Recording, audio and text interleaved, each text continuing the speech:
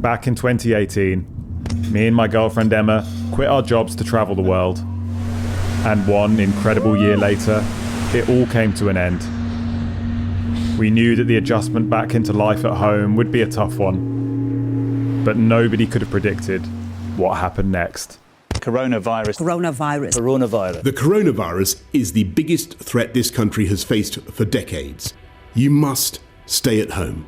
Every part of the United Kingdom is now in lockdown, with people being urged to stay at home. All across Europe, movement is grinding to a halt.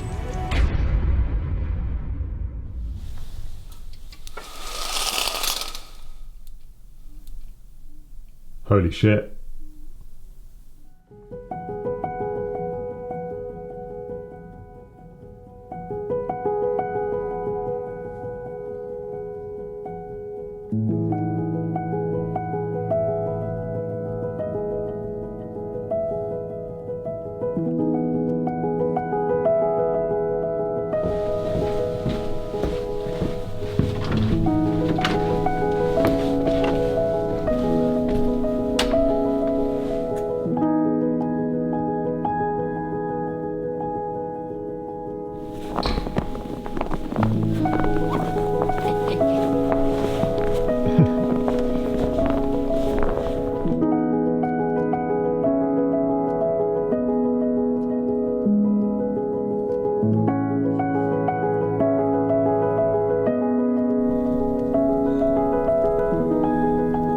We've woken up this morning to snow. This is the first snow I've seen in about 3 years.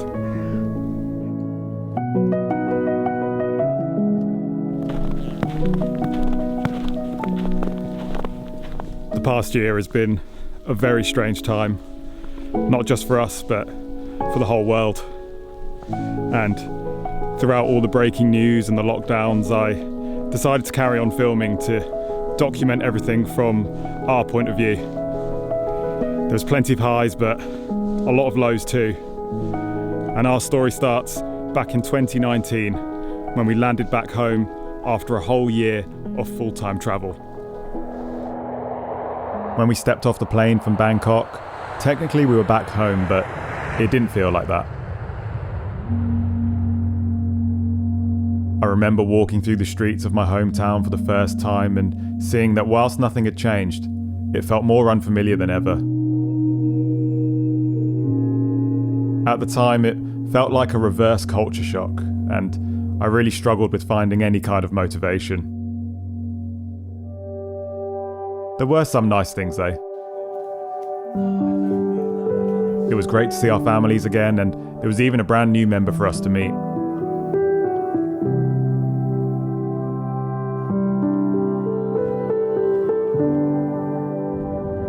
I got back up to Old Trafford with my dad, and we just tried to enjoy some of those little things.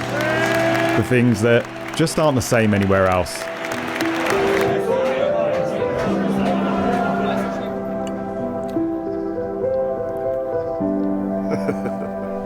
Until we got back on our feet, we moved back into our childhood homes, which was very strange.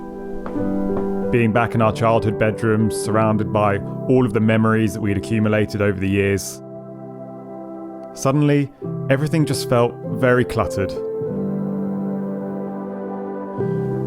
One thing that you learn from being abroad for so long with just a rucksack is that you really just don't need that much in your life. And coming back to my childhood bedroom, I've just got so much crap. There's just so much stuff here. These DVDs, these hundreds of DVDs, they used to be like my pride and joy. I used to imagine having just like a massive library of DVDs in like my dream house. But now it's kind of like, I don't know when I last watched any of these. Obviously not for the past year when I've been away, but I don't even know when before that. It must have been ages before that. So, I think they're going to the charity shop.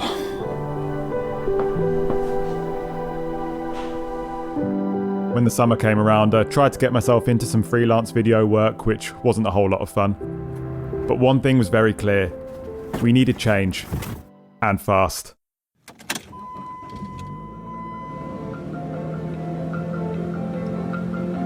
Today, Emma and I are starting a road trip with a very specific goal, which is to try and find a new place, a new city that we want to live in. We've narrowed it down to 3 options. So we're going to be looking at Brighton, Bristol and Manchester. Starting off by the seaside in Brighton. We had spent the majority of the previous year jumping around from place to place, getting our energy and excitement from exploring new surroundings.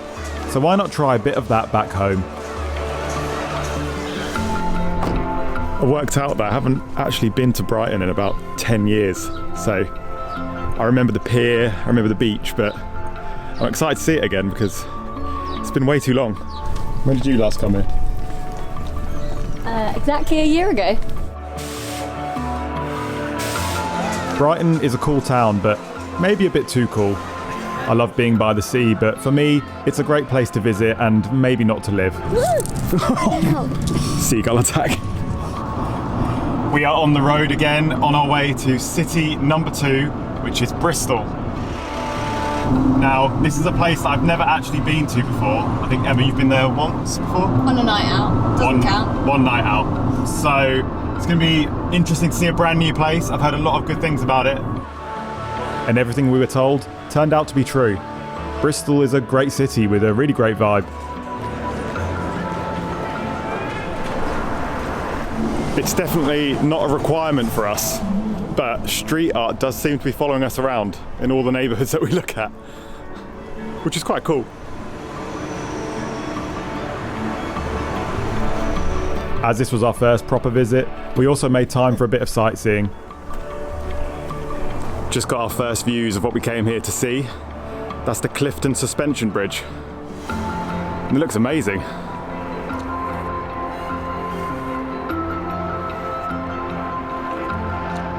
Bristol's emerged as a major contender. We both prefer it to Brighton, and it's a city we can imagine ourselves living in straight away. It's got exactly the right atmosphere we're looking for, exactly the sort of little suburbs that we like. So yeah, it's exciting. Bring on Manchester next. We headed back up north for our last stop to a city that I already know and love. For all of the cool stuff that Bristol has, Manchester just does it a bit bigger and better. For me, it's one of the best cities in the UK.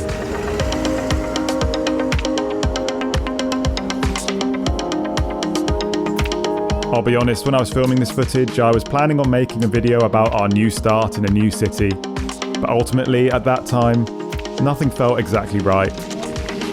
I liked all of these places, don't get me wrong, but I just couldn't get my head out of Asia. So rather than jumping into anything too quickly, we ended up going back to the drawing board.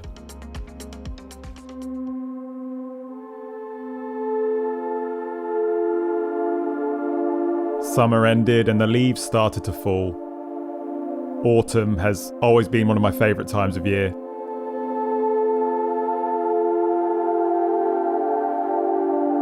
Bonfire night, Halloween, but mostly those amazing colours.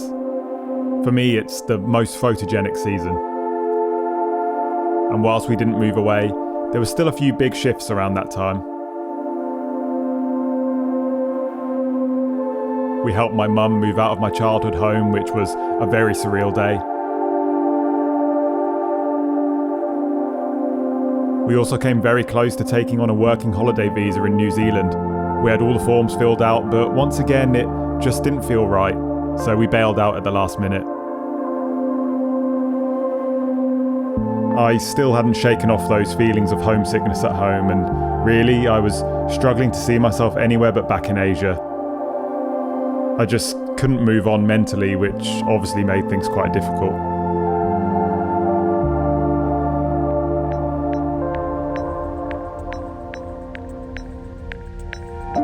But at the same time, life just kept moving on. We kept trying to build up some more freelance work, met up with friends and explored some of the local area, being tourists on our own doorstep. And before we knew it, the festive season started to creep in. I do love England at this time of year, when everything is all dressed up with decorations and lights.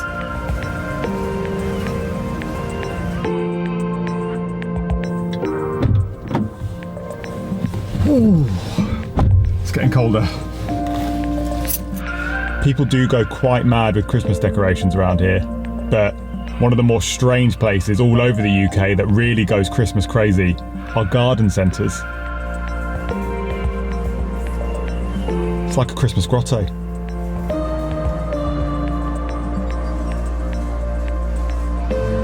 We made the most of all the festive fun, heading up to Birmingham for the big German-style market. We spent Christmas Day with family and New Year's with friends. And at the start of 2020, something started to happen with this channel. When we came home from Asia, I'd just made it to 2,000 subscribers and I still hadn't made a single penny off my videos. In December, I released the Myanmar series. In January, I released the Malaysia episodes, but March was when I started editing the Philippines series, and man, that was a fun ride. The channel really took off throughout the spring, getting more and more views and subscribers. It was the first time when I could feel a genuine community forming down in the comment section.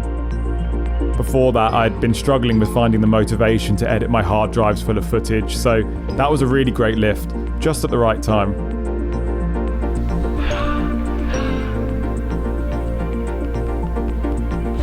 I was also making some headway with contacts and planned some really cool projects for the summer. It really felt like we were starting to move forward.